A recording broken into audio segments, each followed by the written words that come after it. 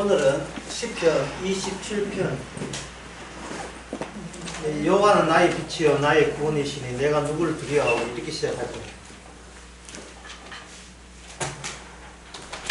이 시편 해석을 어떻게 해야 되는가, 이 자체적으로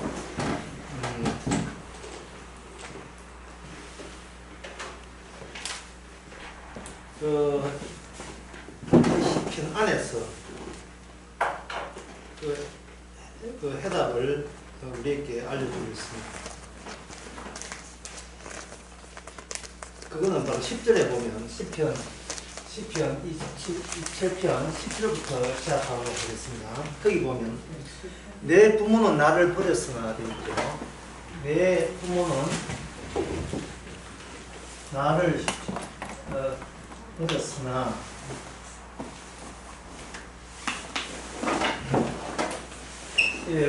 부모한테 버림받으면 나라는 자체가 성립되지 않습니다. 왜냐면 부모가 이걸 신약적 용어를 하면 이게 육이거든요. 혈육이죠. 혈육에서 떨어지지 아니하면 시편 해석이 안 된다는 뭐 그런 뜻이죠. 혈육에서 떨어지지 않으면. 나라는 것은 어디에 포함되냐? 나라는 환경은 먼저 선제된 부모의 육에서 내가 나왔기 때문에 그 안에 포함이 되어 있거든요.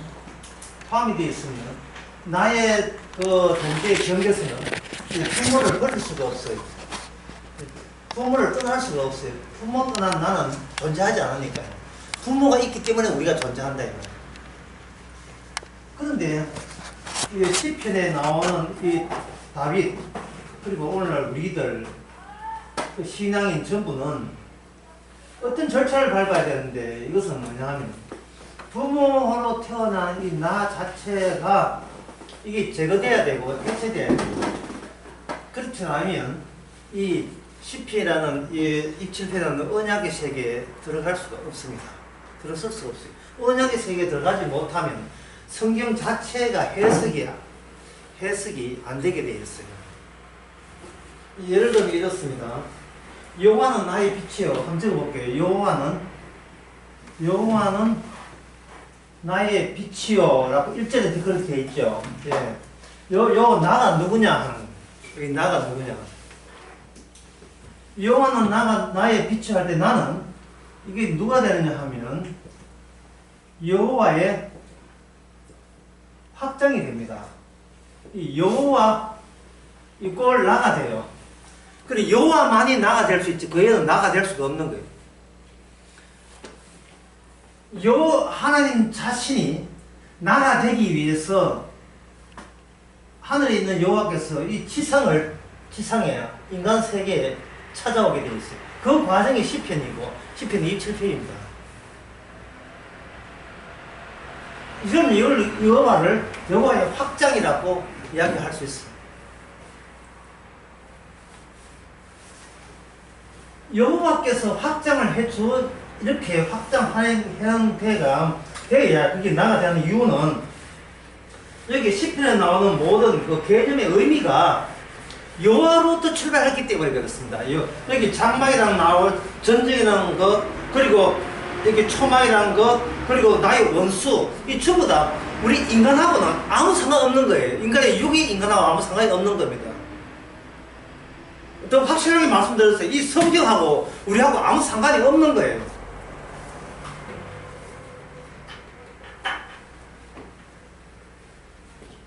너무 잘 찾아서 미안하다. 왜 얘기만 이렇게 잘 찾아야 되는지. 원조가 돼서 그렇죠. 이게 원조, 원형, 기원. 그 출발점에 대해서 현재 기존에 부모한테 속한 여기에 나는 이런 것을 방해해 왔다. 방해했습니다. 나라는 존재가 원조, 원형, 기원을 회망하고 있었던 거예요. 그래서 다윗이 등장함으로써 다빗을 통해서 6과 0의 경계선을 확립하려고 하는 거예요. 확립 또는 확정 지으려고 하는 겁니다. 신앙생활 여러분 어떻게 합니까? 신앙생활 제가 하는 방법 알려드릴게요. 신앙생활은 뭐냐? 날마다 6과 0의 경계선을 확인하는 게 신앙생활이에요. 6과 0의 경계선. 어디까지가 6이고 6의 범위고 어디까지가 0의 범위 넘어온 것인지를 날마다 확인하는 거예요. 그러면 이 6이라는 것은 어떻게 하느냐? 6이라는 것은 0의 세계가 들어닥쳐야 6이 등장하죠. 0의 세계가 안 들어닥치면 나는 나예요. 나는 그냥 나라니까요. 그래 부모님은 그냥 부모님이고 부모님께 버림받을 하등의 이유가 없는 거예요. 부모님이 내 자식이 아니라 해도 그건 버림받은 게 아닙니다. 부모라는 의식이 있는 한 그건 버림받은 게 아니에요. 사이가 안 좋은 게지. 그 사이가 안 좋고 부모님이 나를 별로 자식 취급하지 않는다 뭐 그 정도 인간적인 관적인 문제지 근원적인 문제가 기본적인 문제가 아니에요. 이 6에서 끊어져야 되는데 6이라는 자체가 우리한테는 받아들이질 않습니다. 나는 인간이지 내가 6이 된 적이 없어요. 나는 그냥 인간이에요. 인간으로 태어나서 인간으로 살아가는 거예요.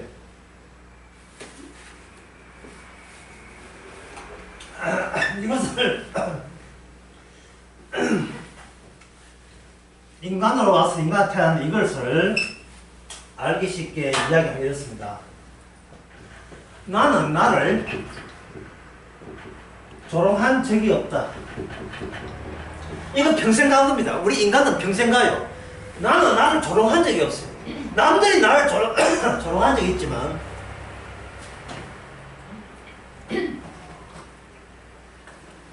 내가 나를 어떤 교라 지옥 가더라도 나는 나를 조롱하지 않습니다.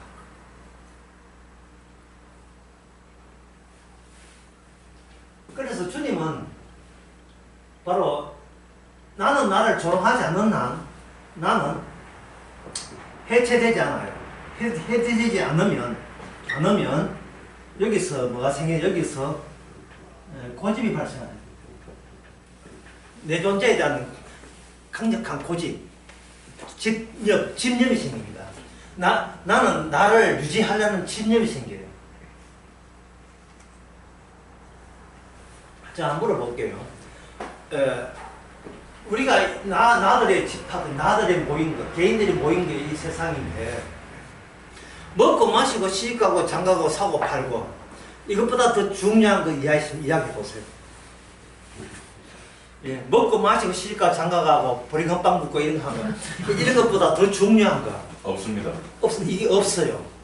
왜냐하면 그것이 어디를 하냐 하면 나에게 달려와서 나의 의미를 확립해 주기 때문에 내가 중요하기 때문에 내 확립에 도움되는 먹고 마시고 시집가고 장가가고는 이거는 우리가 스스로 포기할 수가 없어요. 특히 나는 나를 조롱한 적이 없습니다. 나는 나를 미워한 적이 없어요. 항상 나는 아무리 이 세상에 나를 버린다 할지라도 나만이 나를 변호해줘요. 힘내라 힘 이런 거 있잖아요. 예. 쓰러져도 일어서야지. 예. 달려라 하니. 얘가 달리는 거야. 달려라 하니. 세상이 너를 실망해도 나는 나를 실망케 해서는 안 된다는 거예요.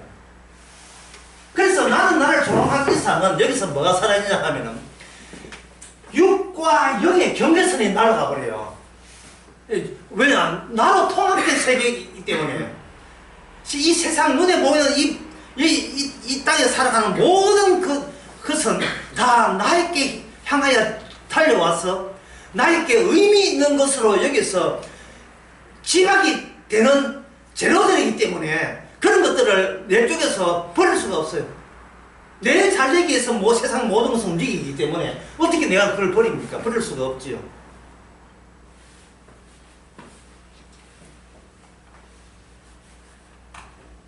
나는 스스로 해체되지 않습니다. 먹고 마시고 시집가고 장가가고 사고 팔고보다 더 중요한 것이 무엇인가? 바로 이게 성경에서는 또 사무엘상 10편에서는 그걸 뭐라고 하나 이렇게 이야기합니다. 선택이라고 이야기하는 거예요. 이게 먹고 마시고 쉴까 장가가 더 중요한 겁니다. 누구 사무엘상 16장 1절 한번 읽어봅시다. 사무엘상 16장 1절요.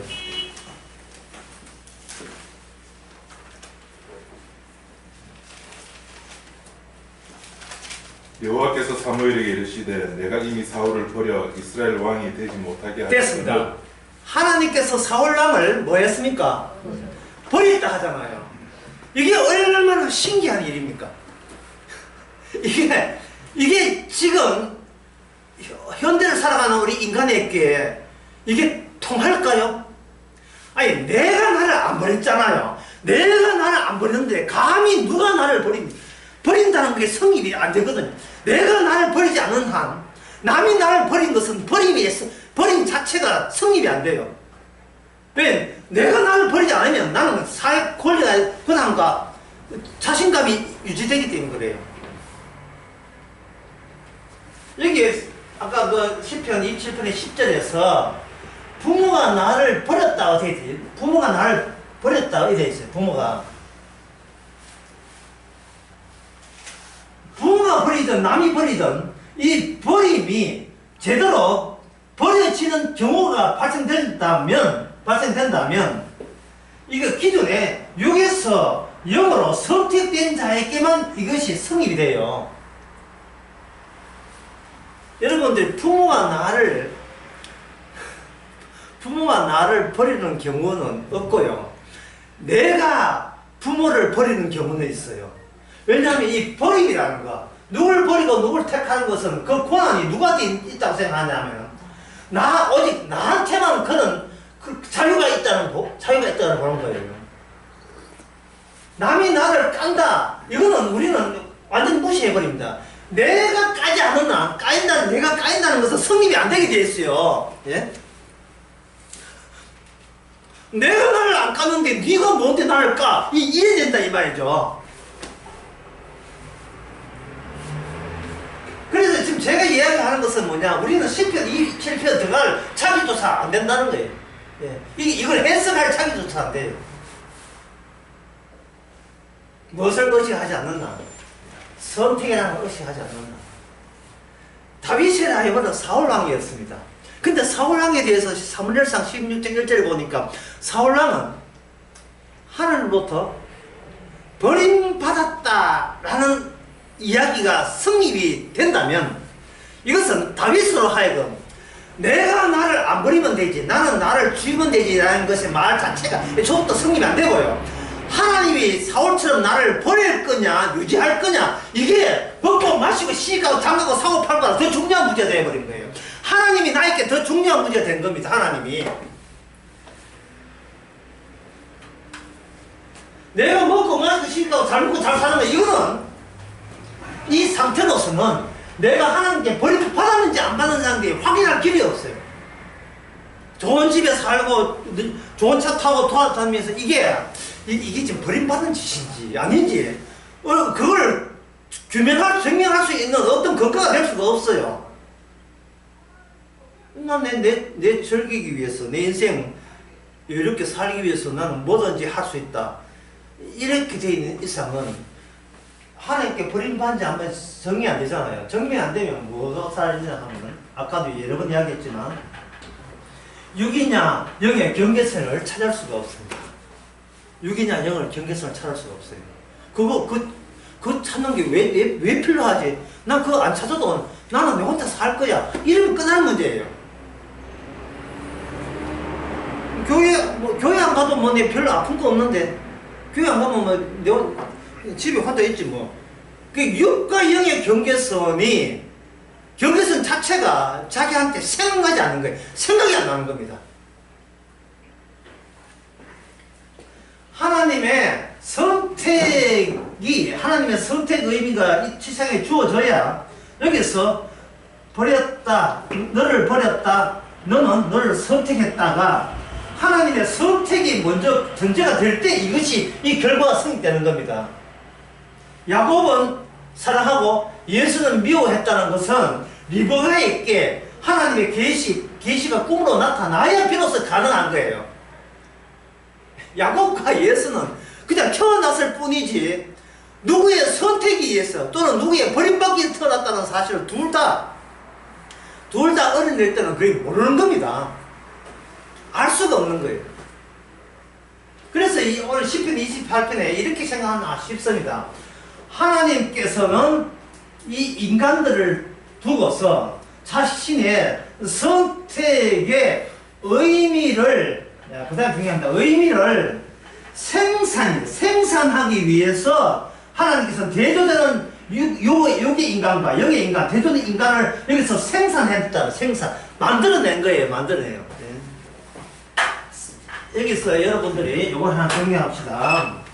진리는 일치되는 것이 아니라 생산되는 것이다. 예. 이거 많은 시간이 설명이 필요한 문장이에요. 자, 어떤 사람이 교회에 왔습니다. 목사님 설교합니다.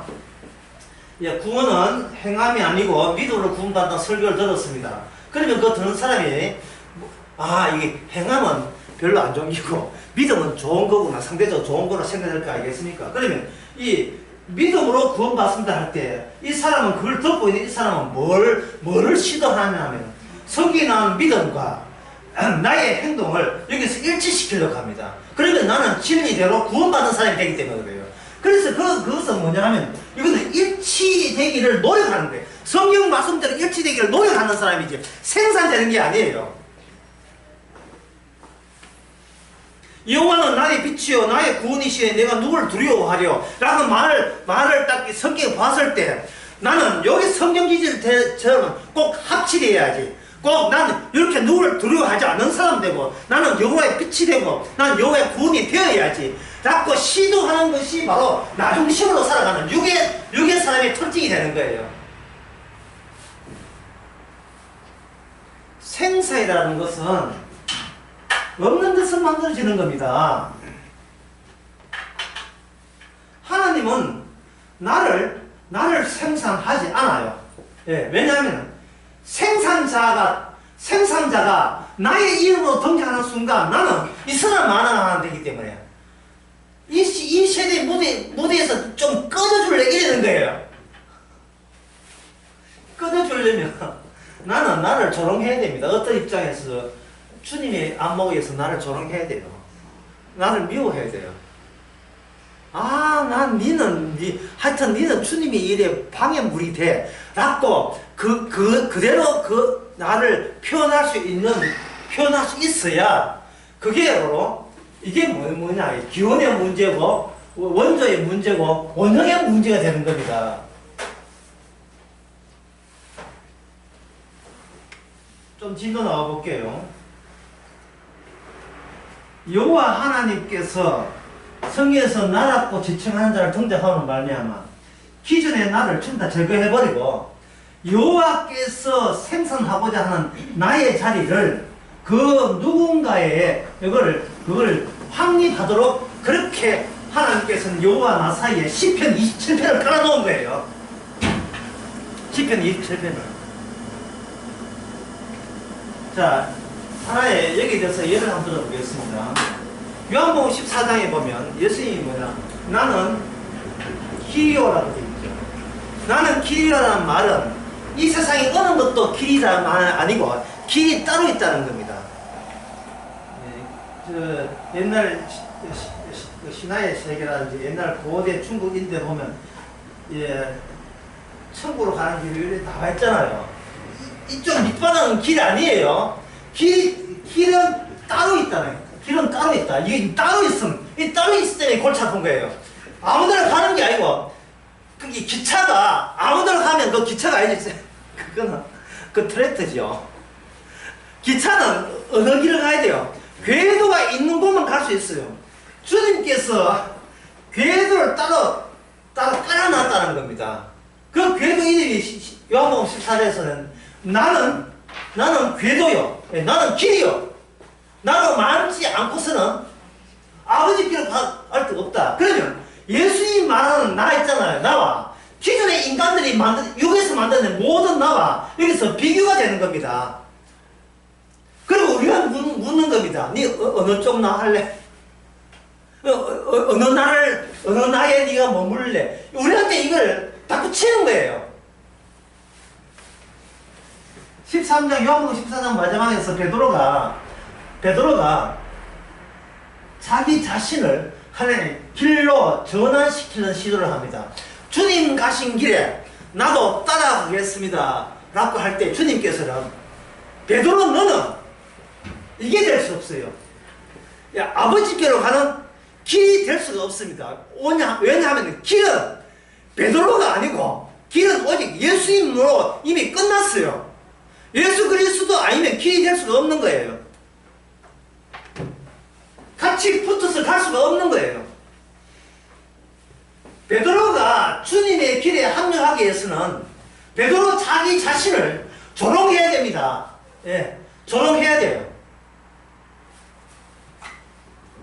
이 조롱이라는 말보다 더 어려운 말이 뭐냐 하면 피곤이에요, 피곤.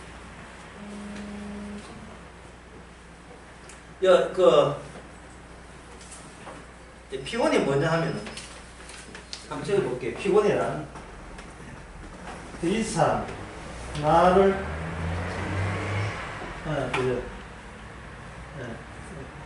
피곤이란 나를 응시하는 것을 더 이상 수축할 수 없는 지경.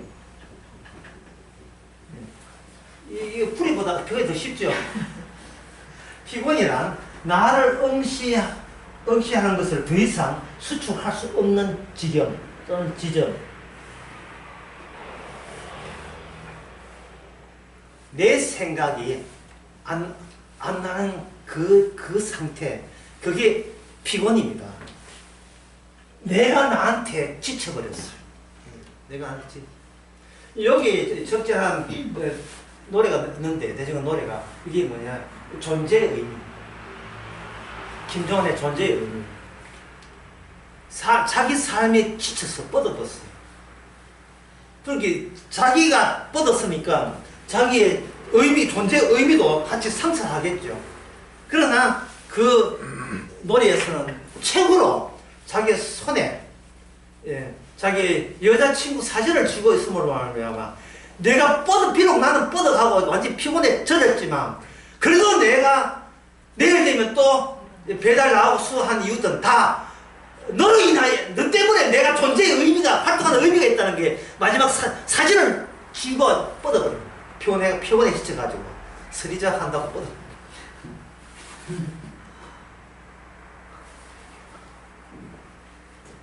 근데 이게 20대 후반, 30대, 40대 그 남자들이 이 너를 안 좋아할 수밖에 없지요. 이게 왜 안 좋아할 수밖에 없느냐 이거예요. 그 가사에도 나와요. 그 가사가 이게 진짜 핵심이에요. 나는 왜 이래 사는 거야. 자기가 자기한테 묻는 겁니다. 나 왜 이래 사는 거야. 예. 절망적이죠. 절망적. 자기한테 절망이지만 희망의 형성. 너 때문에 내가 비로소 이렇게 힘들지만 살 이유가 있는 것은 다 너 때문이야. 내가 달려갈 거야. 조금만 기다려줘. 내가 달려갈 나레이션 막 나옵니다. 조금만 기다려. 달려갈 거야. 달려가서 그 여자하고 결혼했잖아.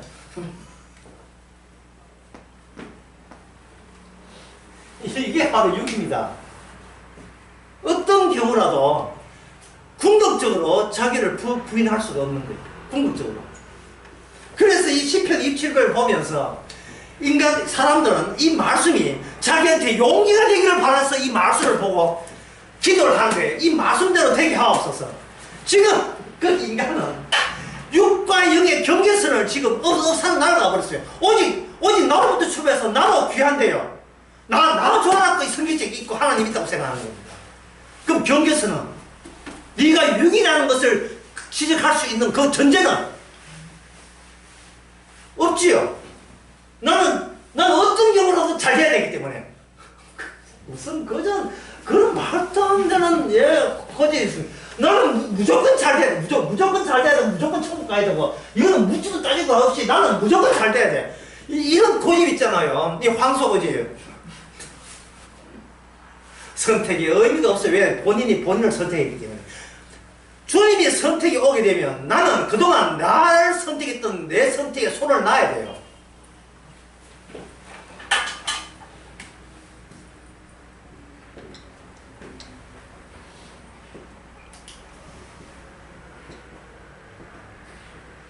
나의 선택 손을 놔야 돼. 나한테서 놔야 돼. 넣으면서 시원하게 누굴 줘나 내가 나를 조롱하면서 놔야 돼요. 아이고 인간아, 인간 같지도 않은 거. 이게 남이 이야기하지 말고 내가 나한테 그 이야기를 할 수 있어야 돼요. 그렇지 않으면 시편 27도 이게 들어갈 수가 없어요. 제가 지금 떡 뜨는 이유가 뜸을 때리고 있어요. 이거 해석이 하는데.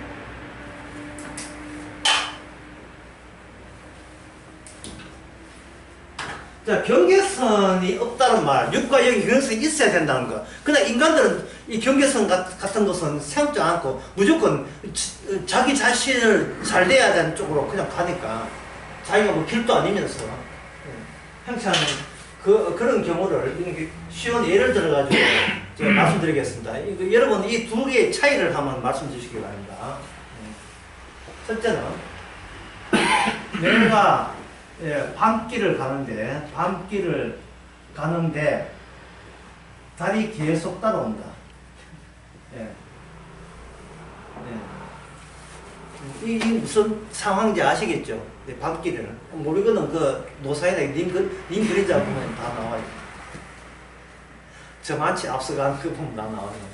두 번째, 내가 직접 달에 간다. 이 차이. 한쪽은 내가 가는데 달이 따라오잖아요. 근데 이쪽은 뭐냐? 자기가 달에 올라타. 직접 달에 가는 거예요. 이게 1번이 6이라면 2번은 0입니다. 0이에요. 내가 달에 합사하는 거예요. 이게 가능치 않죠. 이 가능합니까? 달이 지금 몇 킬로 떨어졌는데 거기에다가 갑니까? 달은 천상에 있고 나는 지상에 있는데 어떻게 따라오는 것은 우리가 지상에서 경험하지만 달에 직접 가는 것은 이건 도저히 돈을 아폴로에다가 돈이 얼마나 드는데 이게 어떻게 가능합니까? 가능하지 않겠죠. 이 불가능함을 시편 27편에 담은 거예요. 이런 6과 내가 길을 가는 달이 따라온다. 이건 6이에요. 예, 그래서 이걸 쉽게 교회에서 쉽게 하는 것은 하나님이 나와 함께 있다 이거예요. 함께 있다. 이거는 주님이 나와 함께 있다. 아무리 이야기를 해도 에센트가 주인공은 나예요. 나야 나. 내가 주인공, 내가 주인공이에요. 내가 주인공이에요. 이게 내가 달이 직접 가면 주인공이 달이 주인공이에요. 달이 주인공. 달이 나를 소멸시켜버린 거예요. 달이 나 자리에 찾아와가지고 그동안 나였던 것을 달이 그 나 자리를 다 차지하고 마는 겁니다. 그래야 여호와와 연결이 되고 하나님과 연결이 가능해요. 왜? 하나님은 인간하고 안 만나주니까. 이 둘 다의 모습을 다 보여주는 것, 이것을 우리들이 익히 아는 용어, 이걸 뭐라고 하냐? 이게 언약이다. 언약. 이게 약속이다.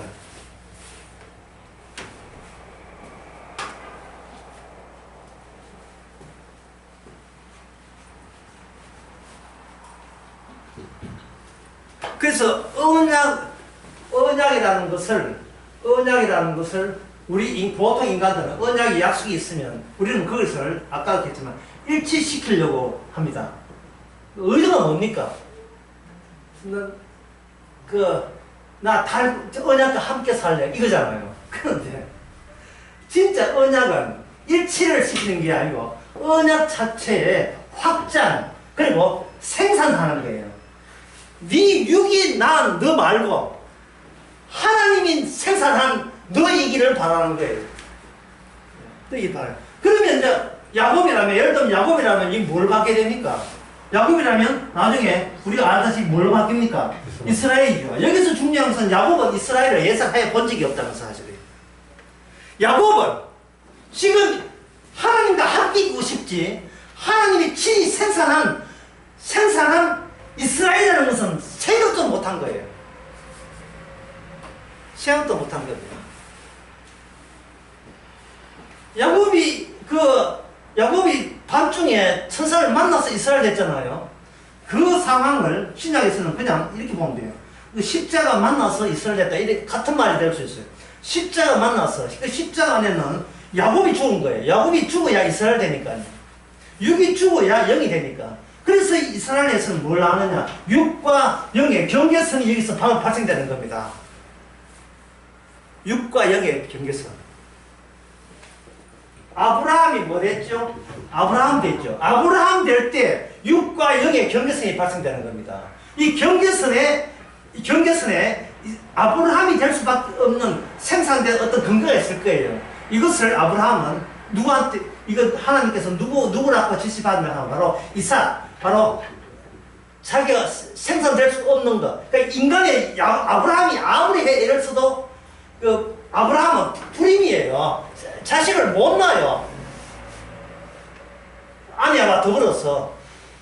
그런데 사라와 아브라함이 했음에도 불구하고 불임인데 임신을 못한데 임신을 했다는 말은 이것은 바로 뭘 하느냐 하면 우리는 기껏 육에 불과하다는 것. 주께서 원하는 것을 아무것도 내놓을 수 있는 능력이 없다는 사실을 아브라함이 와야 비로소 그 경계선이 파악이 되는 겁니다.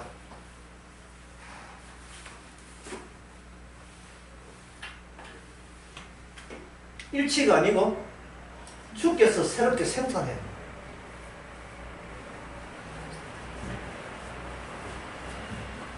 이것은 뭐냐? 언약의 확장이에요. 걷잡을 수 없는 확장입니다.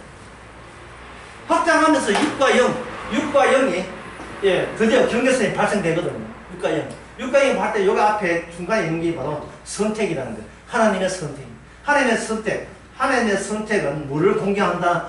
내가 나를 선택하는 이 선택 자율성을 공격하는 거예요. 나는 어떤 게 하나도 나를 포기하지 않을래. 라는 것이 하나님의 선택이 이걸 공격하는 거예요. 제발 너를 조롱하고 너를 미워하고 그만큼 너를 많이 쥐고 살아왔잖아. 이제 너를 좀 낳아줘라. 너를 낳아줘버려. 너를 낳아준다는 것. 나의 고유성을 포기하게 하는 거예요. 인간이 자기 생각에 자기가 포기될까요? 안 될까요? 안 되죠. 왜냐하면 내가 나를 포기하면 나를 포기시킨 나가 새로운 괜찮은 나가 등장하기 때문에 이거는 없앨 수가 없어요. 자기를 부인하면 자기를 부인할 때 개입된 나의 의지와 결심이 또 빛이 나게 마련입니다. 이게 그 인간의 범죄한 인간의 딜레마예요. 이거는 아무리 돌을 닦아도 구원이 안 돼요. 돌을 닦아도 구원이 안 되니까 사람들마다 다 그러니까 교회에서 어떻게 하냐 하면 뭐 그 정도 노력해도 구원이나 쳐주자. 그러니까 저끼리 지금 착각들을 벌이고 있어요. 그 작업을 누가 했냐면 바리새인과 사두개인과 서기관들이 했어요. 이방인들하고 우리는 확연하잖아. 차이 나잖아. 이방인들. 그 이방인들하고 우리가 다르니까 다른 이유 때문에 우리는 선택받았고 구원받았다고 치자. 이렇게 나온 거예요. 근데 막상 누가 왔습니까? 여호와가 나라고 지칭하는 나의 이 지상에서 이게 확장되어 버리니까 나머지 모든 인간들은 뭐가 됐냐 하면 바로 육이 되어가지고 하나님이 언약적 생산물이 아니었다 이 말이죠. 언약에 대해 방해물이었습니다. 그게 바로 십자가 사건을 통해서 보여주는 거예요. 아까 그 중요한 거 다시 이야기할게요.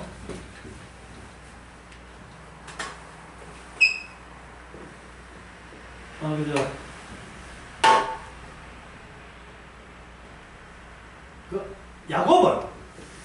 야곱은 이스라엘을 되기를 기대하거나 상상하거나 소망하거나 은근히 희망하거나 이게 전혀 없었다 이 말이죠. 이 야곱밖에 없는 게 나왔어요. 야곱밖에 없는 거. 그럼 야곱의 의미는 뭐냐? 야곱이 야곱에게 충실하게 하고는 말미암아 그 충실한 것 말고 여기에 구원이 있는 거예요. 내가 내 구원받기에 충실하면 할수록 그게 구원이 아님을 알리는 도구로서 야곱을 사용한 겁니다.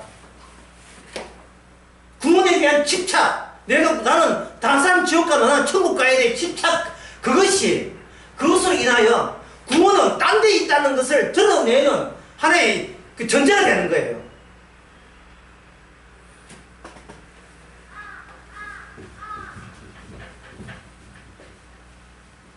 한 가지 방금 이러한 내용이 요한복음에 3장에 나오는데요.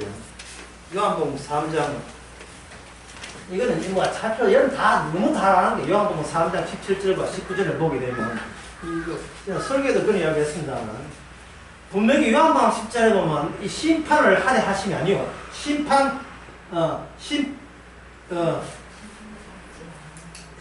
17절에 심판하려 하심이 아니다. 심판하려 하심이 아니다. 예. 독생자를 보내는 것은 심판하려 하심이 아니라고 분명히 나와 있어요. 근데 이제 19절에 보면 뭡니까? 여기 뭐가 나와요? 벌써 심판을 받았다고 되어 있어요. 지금 이 두 개를, 이 인간적인 안목에서는 이 두 개가 결합이 안 돼요. 심판 안 해주겠다고 느낌으로 이게 나온다고요. 심판하려 하심이 아니요. 아, 심판 안 해주시는구나. 안 해주신다고 편안한데 19절에 가니까 벌써 심판을 받았다 이 말이죠. 벌써 심판을 받은 거예요. 그러면 이 두 개의 서로 상반된 내용을 통합하려면 통합하려면 뭐냐면 벌써 심판받았기에 새삼스럽게 심판할 필요가 없다라는 두 가지 내용을 하나로 통합된 사건이 나야 됩니다. 그게 뭐냐? 독생자가 이 땅에 보내신 거예요. 예수님께서 이 땅에 보내신 것은 벌써 심판받아야 돼를 알리기 위해서 독생자를 보내신 겁니다. 이 땅에. 그래, 벌써 심판을 받았기 때문에 심판받은 자는 심판 안 해줄 거야 라는 기대와 그리고 소망은 여기서는 허용이 안 되죠. 이미 심판됐기 때문에 잘하면 내가 구원받을 걸 라는 그런 헛된 망상은 용납이 안 되는 거예요.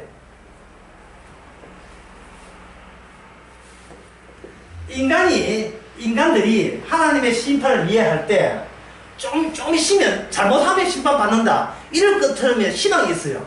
그래, 정신 바짝 차려야 돼. 하나님께서 심판 주기 때문에 정신 바짝 차려야 돼. 살아야 생전에 어떻게 뭐 조치를 해야 돼 라고 했는데 성경에서는 3장 19절에 이미 심판이 됐기 때문에 심판이 되었음을 유지하라 이 말입니다. 너는 심판 대상이 되기 때문에 그래서 구원의 희망은 갖지 말라는 뜻이에요.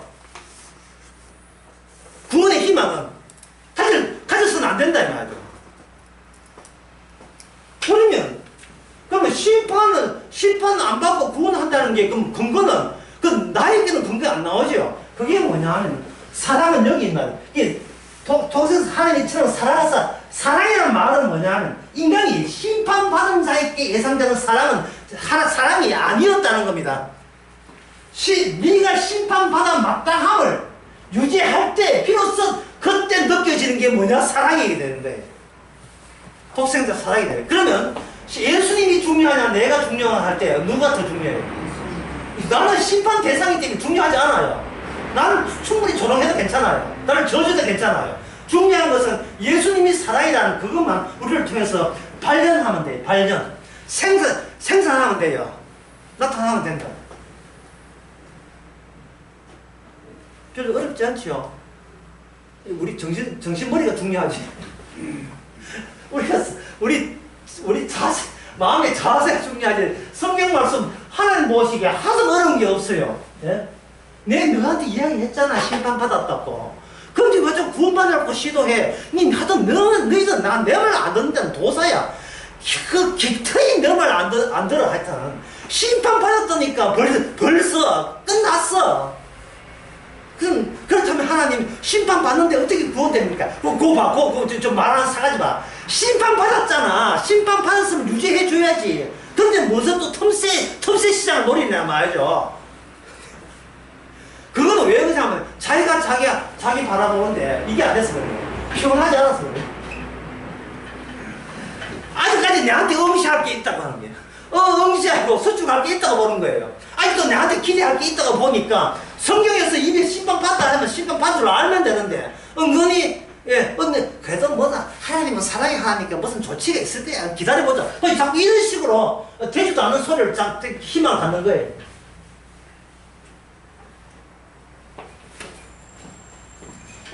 다시 이야기합니다. 진리는 일치가 아니고 일치가 아닙니다. 일치되려면 나도 살아있어야 되고 모범 대한 모델도 살아있어야 되는 일치가 아니고 생사라는 말은 나는 죽어버렸어요. 죽고 이쪽에 나는 죽고 그분은 살아있어서 살아계신 분이 뭘 생산하냐 주의 백성을 생산하는 거예요. 주의 백성을 생산하는 겁니다. 뭐대로 언약대로 누구에게 선택하는 분 살아신 분이 선택하게 되면 죽은 자 위에서 예수님의 나아가 확장되는 영토가 하나님 쪽에서 마련하게 됩니다. 만약에 우리 이 진짜 교회가 부흥되어가지고 사람들이 많아 예배당 짓자라고 할 때 뭐 반송에 지을 일은 없어.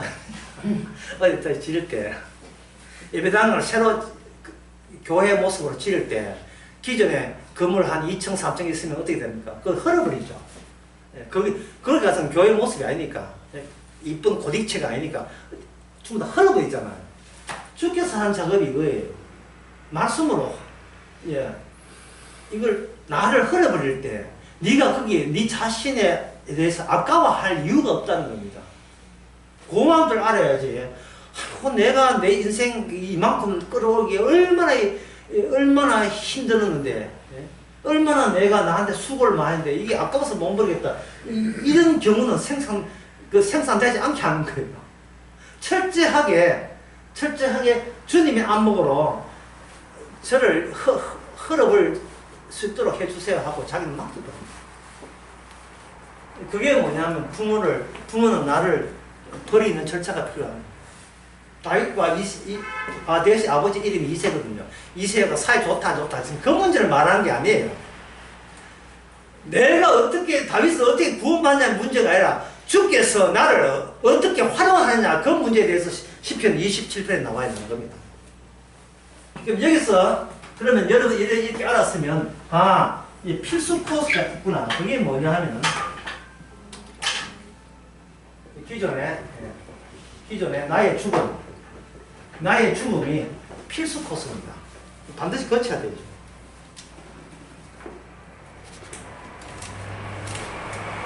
아주 거쳐야 되는데 그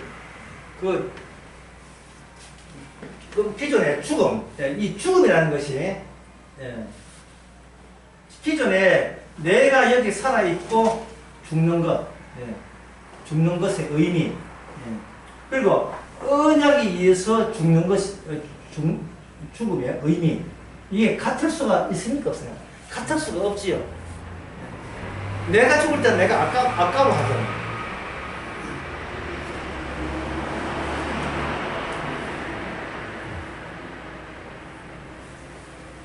기존에 죽음 말고 이건 다 하는 거고요. 목숨 끊어지는 거고요. 여기에 언약적 죽음은 여기 시편 27편에 뭐라고 되냐면 4절에 시편 27편 4절에 이렇게 되어 있어요. 여호와의 집에서 이탈하는 것. 이걸 죽음이라고 하는 거야. 여호와의 집에서 이탈하는 것. 여호와의 집에서 이탈하면 찬양이 안 돼요. 찬양이 나오지 않는 자리는 죽음의 자리예요.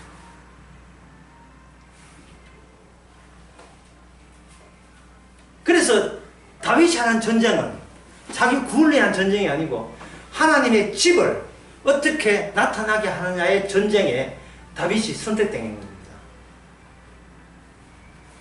그것과 대조되는 사람은 아까도 이야기했던 사울 왕이죠. 사울 왕은 이스라엘은 하나님이 함께 있어서 하나님의 집이 되어야 된다는 이 사명을 부여받아 놓고도 사울은 이스라엘을 자기 소유화시킨 겁니다. 그래서 하나님께서는 뭐 하나님은 자기 목적이 있으니까 사무엘상 16장에 의해서 사울을 어떻게 했습니까? 사울을 버렸죠. 자, 사울을 버렸다는 말은 그 전에 하나님께서 사울을 선택한 적이 있다는 뜻이에요. 그렇다면 하나님의 언약은 두 개의 절차를 필히 보여주는 거예요. 하나님의 언약은 버림이 무엇인지, 버림이 무엇인지, 안 버려짐이 무엇인지를 언약을 통해서 알려주는 겁니다. 이 사이에 경계선이 성립되겠죠. 경계선. 사울은 본인 중심이에요. 본인 중심에서 본인이 육이라는 이 자체가 육이라는 것을 몰랐습니다. 왜 그러냐면 여기 오지 않았으니까 육이라는 의식도 없지요. 여기 와야 되니까요. 사울은 본인을 선택한 거예요. 때려 죽어도 자기의 야망과 자기의 포부를 포기할 생각이 전혀 없습니다. 뭐 하나님 버려도 자기는 자기를 안 버리면 그만이니까요.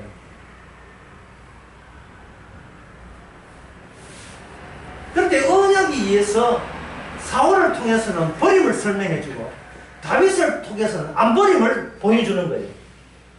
그렇다면 언약이 언약대로 나타나려면 필히 여기서 버림받은 자하고 짝을 이루어서 그렇지 않고 안 버려진 자 짝을 이루어서 등장하게 되겠죠.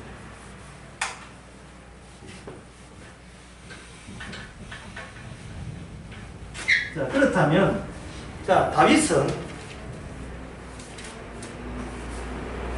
본인을 버릴 수 있습니까? 없습니까? 없지요. 다윗도 인간이에요. 자기 자신을 버릴 수가 없지요.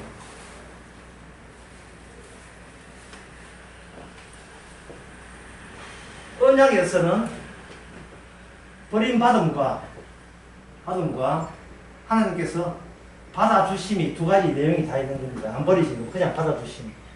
신약에서는 요걸 가지고 예수님의 죽음이고 이것이 예수님의 부활이 돼요. 그래서 언약 안에는 모든 언약 안에는 예수님의 죽음과 플러스 부활의 요소가 같이 담겨 있는 겁니다. 요 죽음과 부활의 요소의 절차를 누가 하느냐 하면 언약대로 오신 바로 하나님의 아들이 이 나의 자리에 가요. 이 나는 그냥 나가 아니고 시편 27편을 따라서 생긴 나가 돼요. 그래서 시편 27번 한번 봅시다. 다 같이 봅시다. 여호와는 그 다음에 뭡니까? 나의 빛이요. 이 나가 누굽니까? 예수님이죠. 여호와는 나의 빛이요. 왜? 유일하게 하나님이 시편을 통해서 미리 이야기한 예언을 그걸 그대로 현실화시키는 분은 주께서 따로이 한 몸을 준비해서 투입시키는 거예요. 그러면 예수님 빼놓고 다른 몸들은 시편 27편에 나에 해당이 될까요? 안 될까요? 안 되죠. 그들은 버림받아야 돼요. 새로운 몸이 등장으로서 기존의 몸은 시편 27편에 부합되지 않기 때문에 마땅히 버림받아야 돼요. 사울 보고 욕하면 안 돼요. 사울이랑 우리랑 마찬가지라니까요. 인간 태어나면서 모친의 부모로부터 같은 단통수로 태어났기 때문에 어떤 경우라도 우리는 사울의 본성을 그대로 죽을 때까지 유지해 나갑니다. 나는 내게 중요한 것은 그게 전부예요. 하나님이든 예수든 뭔가 중요한 나에게 뭔가 해줘야 된다는 생각을 갖고 있어요. 왜? 나니까. 딴 이유가 필요 없어요. 나니까 나는 내가 지키겠다는데 그것은 무슨 이유가 필요해요? 우리는 일치를 원하지 생산을 원하지 않습니다. 새로 만들어지는 걸 원하지 않아요. 기존의 내가 괜찮아지기를 구원받기를 원하요. 그 인간을 어떻게 하냐? 하나님께서는 죽여버립니다. 죽여버리죠. 성전을 통해서 기존의 인간들을 죽이고 거기서 죽은 자리에서 새로운 성전, 다시 하나님께서 받아주는 새로운 사람으로 생산하는 그 작업을 다윗과 그리고 다윗 주변의 상황을 통해서 그걸 하나님께서 이 12.7점 이제 진행해 나가는 겁니다.